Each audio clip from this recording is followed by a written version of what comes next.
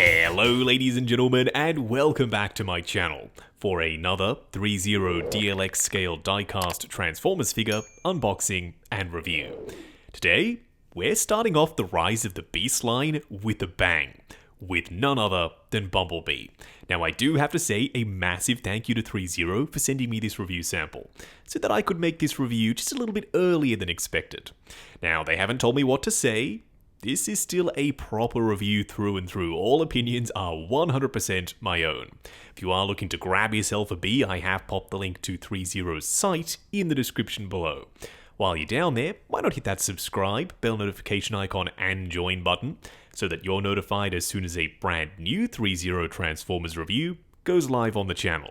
I was not expecting this guy so soon. It feels like only a couple of weeks ago we were sitting down for the first time to watch Rise of the Beast in the cinema. I am not complaining. This DLX line by Threezero is low-key one of my favourite lines to collect.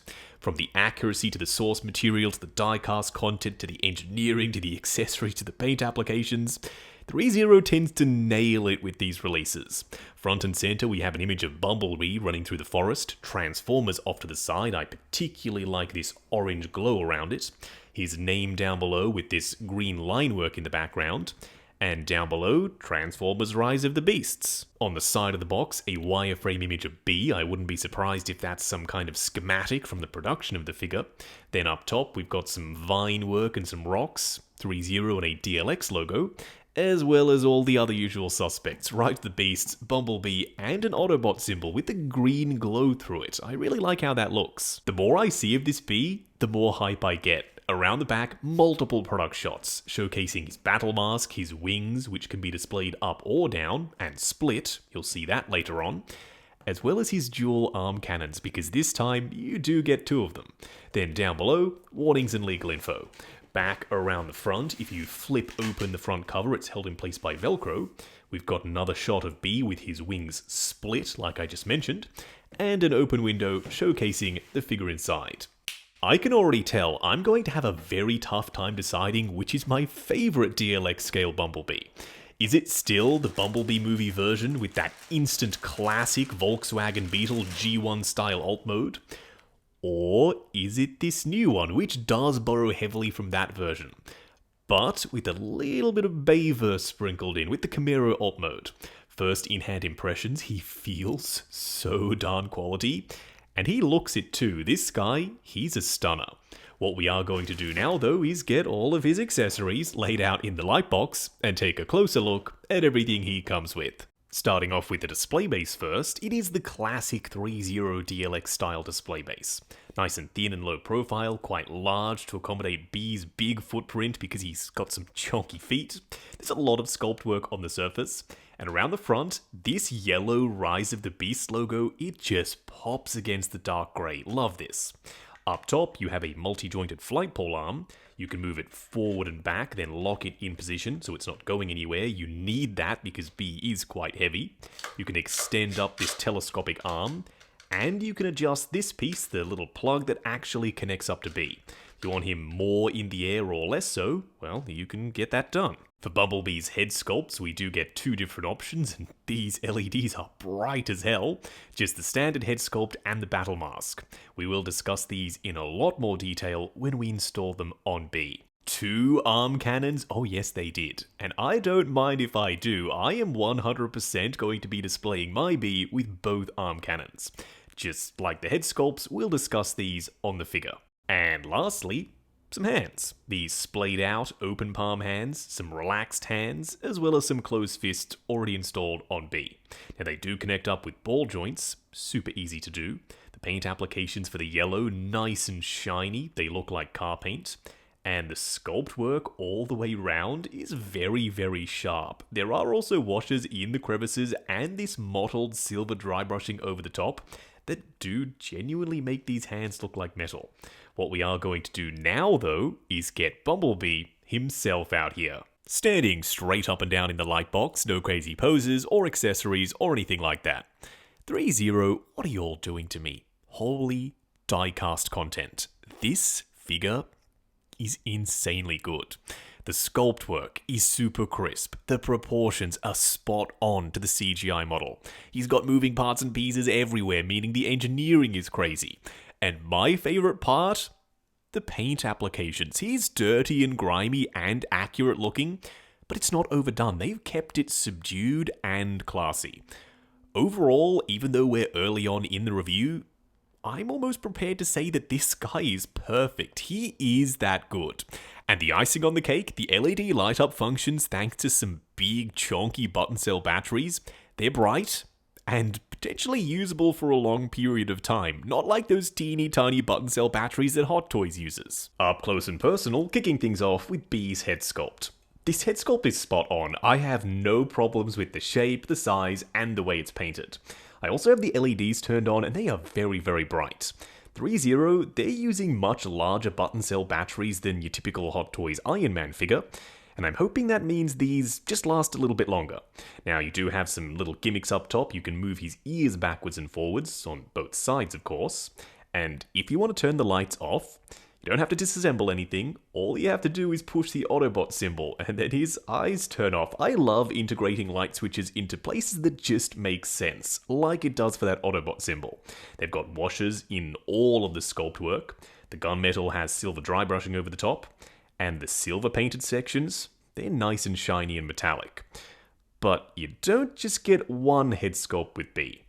Dude, this head sculpt is the shit. Don't get me wrong, I love the classic Bumblebee head sculpt. It calls back to the '07 Bumblebee head sculpt design. The first time we saw Bumblebee in live action on the big screen. But this one is so much meaner. It's much angular towards the front, you still retain the moving ear gimmick, and they've added a second light up function. You don't just have the blue, you also have the red eyes, which makes him look so much more aggressive. They've also added this honeycomb pattern in the lenses, so when the light pokes through, it looks exactly like it does in the film. On the underside of the neck, this goes for both head sculpts because they use the same neck, you've got a ton of sculpt work, little teeny tiny linkages, pistons, and washers in all the crevices, plus silver dry brushing.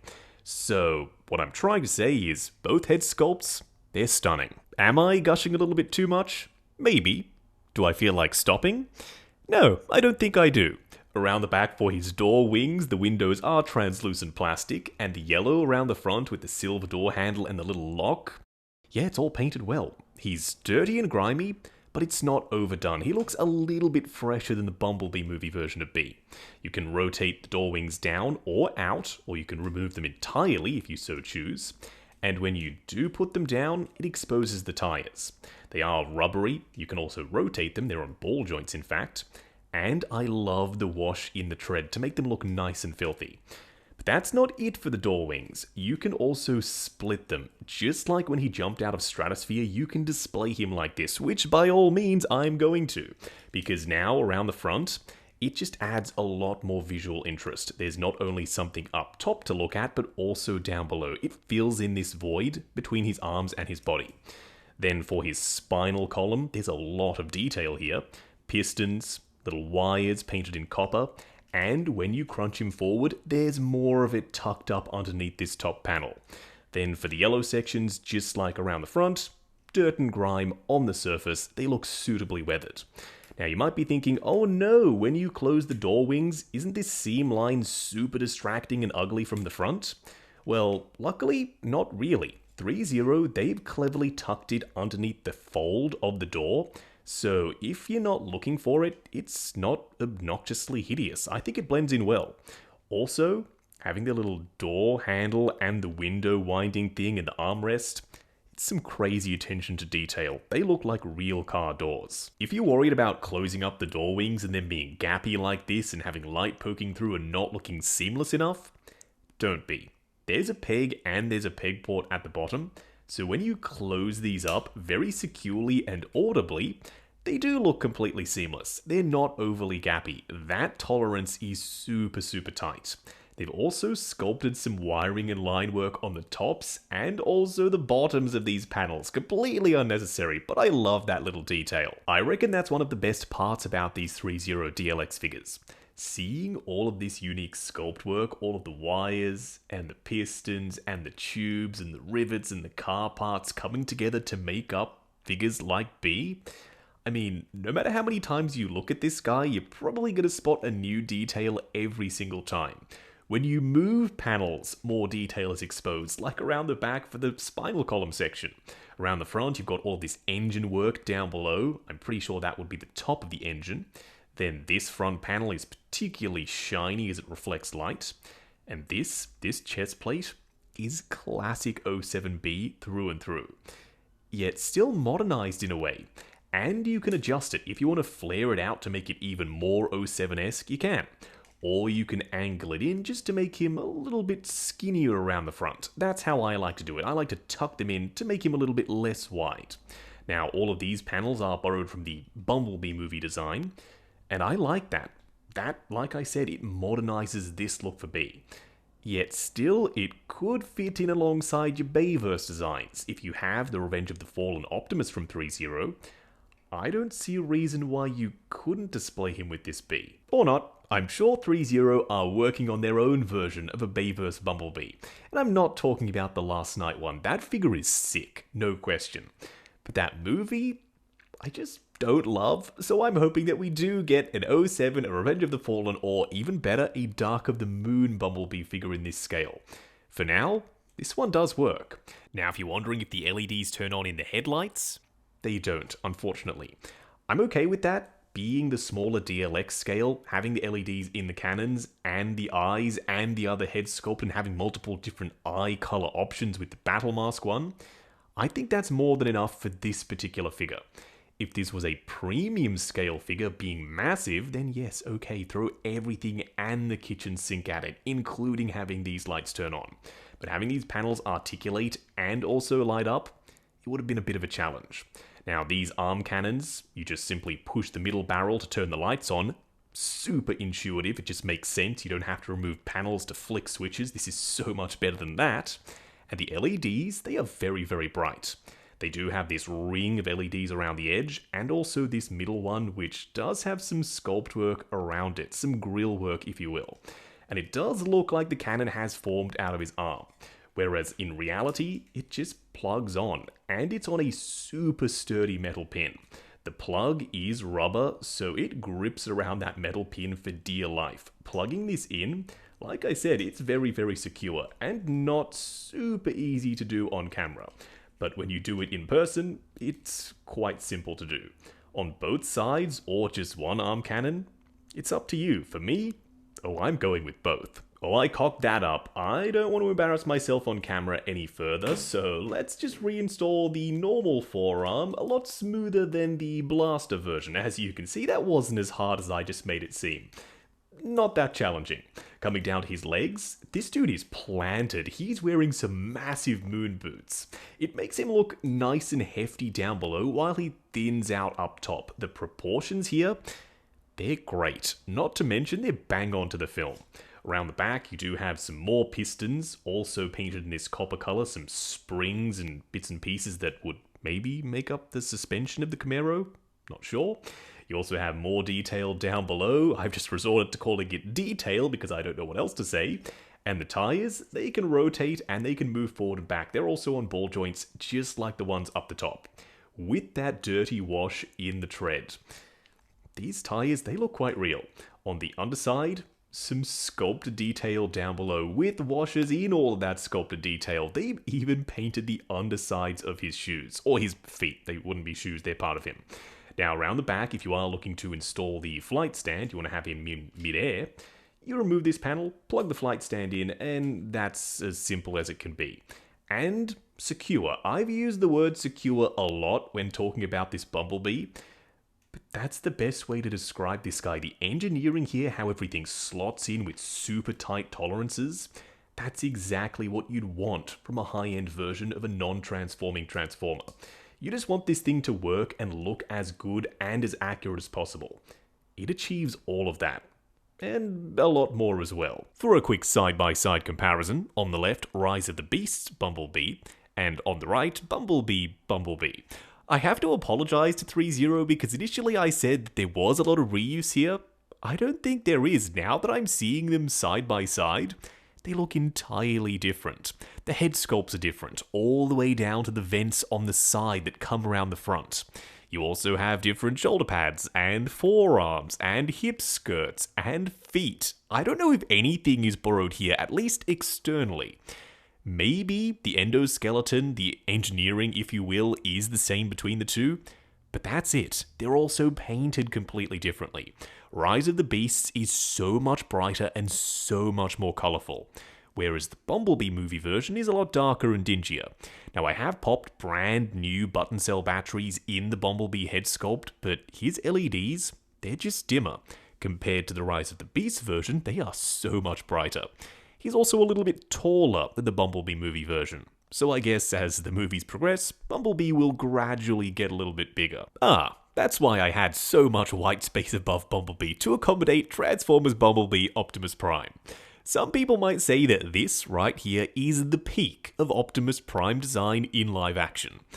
I would have been one of those people before I saw Rise of the Beasts. At first, that design with the silver above the windows on the chest and the gunmetal ab section and him having his mouth back, they were all immediate no-nos. After seeing the film, now my opinion has completely changed. It's funny how that happens. Now the Rise of the Beast version, that is my favorite live-action Optimus Prime design.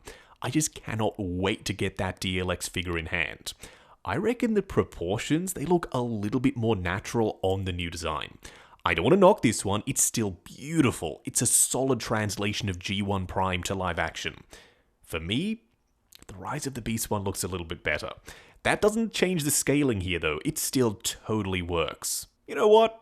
Why not? Threezero Soundwave, throwing him in the mix, he's a bloody beautiful figure, and he also is significantly taller than this Bumblebee. This Soundwave design, I don't know if it'll ever be topped, and I'm just so happy that Threezero decided to make him in DLX scale. RC, also from the DLX line, but from the Bumblebee movie version, not Rise of the Beasts. She scales alright, she's a little bit small for my liking. I am still hoping that they do give us a Rise of the Beast version of RC, because that design, that's my personal favourite for her. See, I told you it would work. This used to be the Threezero Revenge of the Fallen Optimus Prime. Now with a couple of mods, some custom pieces, he's the Dark of the Moon version of Optimus. He is significantly taller than Bee, as you would expect, and even though they are from two completely different worlds at this point, I still think they work well together. Right, so this doesn't work as well. Or does it? Just standing next to Bumblebee, Snake Eyes is significantly taller. This looks way out of scale. If you think about it, when you have Optimus Prime, for example, who's 12 inches, who's the same height as this Snake Eyes, they're not in scale, but they are the same size, if that makes sense. So Bumblebee being shorter, he's in scale with Optimus Prime. Whereas on the shelf, all of your figures are roughly going to be the same height. I'm not mad that the DLX scale figures are the same size as 1/6 scale figures. Not necessarily in scale, but if they were in scale, if you think about it, Optimus Prime could hold Sam Witwicky in his hand, then your 1/6 scale Transformers figures would be bigger than you. For those who always comment, Justin, DLX figures, they would be even better if they could just transform. I never subscribed to that. If I wanted something that could transform into a just okay Camaro, I would get something a little bit lower end on the price scale. If you think about it, when you transform something like this beautiful looking Bumblebee into a Camaro, there are going to be concessions and drawbacks. There are going to be panels in places that there just shouldn't be. So my solution is to just get a super high-end version of Robot Mode Bumblebee, and the same thing for the vehicle mode. This is made by a company called Jada Toys. It's 1/24th scale, which is very, very close to this DLX scale. The wheels are almost the same size. It's full diecast, it has opening doors and an opening trunk. The paint applications, they are beautiful. In the film, when Bumblebee, in fact in all of these live-action films, when the Transformers are in car mode, they're pristine, the paint is perfect. And then when they transform into robot mode for that visceral, gritty look, they get all of a sudden completely filthy. It just doesn't make sense. So a transforming figure I don't think could ever be as accurate as you would want it to be. Versus this, having a perfect robot mode and a perfect vehicle mode, That's the way that I like to do it. Right now, because we don't have the DLX Prime at the time of filming this video, from the Rise of the Beast line at least, this is how these two are going to go in the collection. Bumblebee representing ROTB in robot mode and Optimus Prime in his truck mode. Jada Toys, they're a sleeper hit. This truck is just gorgeous. The paint is sharp as a pin. Similar, yet different. That's the name of the game here. The proportions are similar, yet different. The paint application's the darker tone with Volkswagen B, similar, yet different. The shape of the hood, I mean, it's all in the same places, but it's not the same pieces, so similar yet different. Even the head sculpt, it looks like the Bumblebee movie version, with a little bit of Bayverse thrown in. These side pieces, the grills, if you will, they're straight up Bayverse on the left. The shoulder pads, they're reminiscent of this one, but different. Same thing with the forearms. These thigh pieces with the little indicators on Volkswagen B, they're a lot cleaner and crisper on Rise of the Beasts. And down here for the feet, I love that they've added the wheels back. The Bumblebee movie version design is a lot cleaner all the way around, not in finish, it's completely filthy, just in terms of the smooth edges.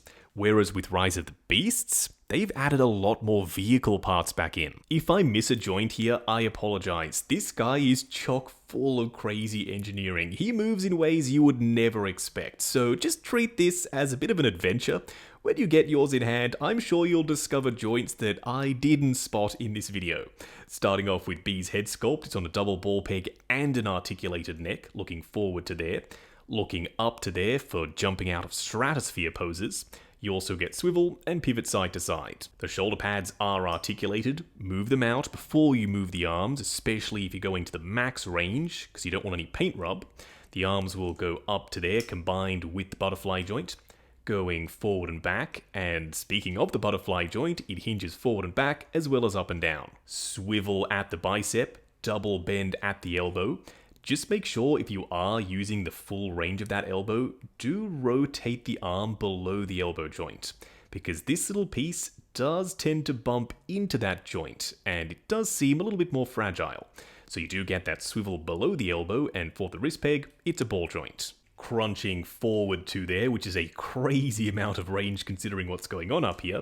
Going back to there, you also get two joints in the torso, one at the midsection and one at the waist. Meaning you can swivel down below or at the top, or both if you want to combine them, and you get pivot side to side. These panels at the hips, let's just call them hip skirts. Move them out, that way you'll maximize your range of motion without rubbing up on any of the paint applications. The legs will go forward to there, going out to there, plus there's a swivel up at the hips as well. Double bend at the knee. In fact, I don't even know if that's a double bend, it might be a triple bend. There are multiple moving parts and some linkages. You do get way past 90 though, almost the full way. There's also a lot going on down at the feet. These panels can move up to maximize your range of motion. This tire is on a ball joint, which means it rotates and moves forward and back. Then the foot itself can go up and down. You get swivel, plus ankle tilt. And lastly, toe articulation. Wrapping up on Transformers Rise of the Beasts, Bumblebee. This is crazy to me. It was only 2 weeks ago at the time of filming this video that I was recording the figure preview video for Bumblebee. Figures do not get released that quickly. This is a super fast turnaround. And to have this guy be as accurate as he is to the film, meaning spot on actually, I have no complaints. This figure is perfect, down to every last detail. The sculpt work, super sharp and crispy. The paint applications are gorgeous, there's no question about it. I've already said that and I know I'm repeating myself, I'm so sorry. The switch out arm cannons with the LED light up function, with the barrels being the buttons to turn it on and using huge button cell batteries so they last forever. I have not had to change the batteries in this figure since I started recording. And that never happens. With button cell batteries, the teeny ones, I'm always having to switch them out partway through the review. Not this time, the big ones, they're onto a winner, Threezero. My preferred option is having an internal battery, plugging it in and charging it up. The big button cell batteries, you've opened my eyes to a different way of doing things. Having those chunky ones, okay, I'm totally fine with that going forward. There's a lot of die cast here, the engineering is off the charts good, and having this figure be released so soon, that gives me hope that this line has legs. I want to see RC. I even want to see Wheeljack. He's my favorite G1 character. They didn't quite nail it with the aesthetic of the Pablo design. Still, I want him. I want Optimus Primal, which they're making. I want Cheetor. I want Scourge. I want Nightbird. Give us the whole darn crew from that movie. And I'm hoping that they do. Now, this is going to sound silly, because I know I have gushed the whole review about how good he is. He is, you can see it for yourself. Even if you mute me, I think you'll come to the same conclusion. This is not a promotional video, this is a review sample sent to me by Threezero. All opinions, as always, are 100% my own. While you're down in the description, if you are looking to grab B, check out the link to Threezero's site. They sell him direct to consumer. While you're down there, why not hit that subscribe, bell notification icon, and join button if you like the sound of seeing your name in the end credits of my reviews. Like, comment, and subscribe. We'll catch you in the next video.